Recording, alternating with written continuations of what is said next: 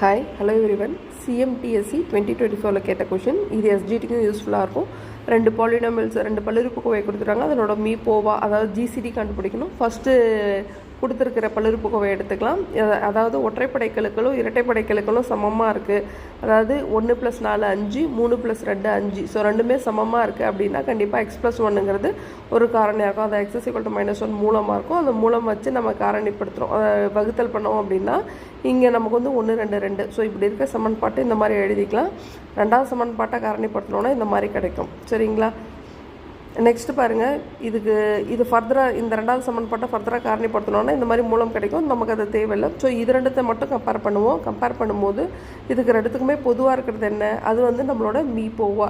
மீதி இருக்கிற எல்சிஎம் ஒரு வேளை கண்டுபிடிக்க சொல்கிறாங்க அப்படின்னா ஃபுல் டேர்ம்ஸே சேர்த்து எழுதலாம். இப்போ ஜிசிடி கேட்டதுனால இது ஒரே எல்சிஎம் கேட்டிருந்தால் அதை எழுதியிருக்கலாம். ஸோ நம்ம இந்த கொஷினுக்கான ஆன்சர் ஆப்ஷன் சி.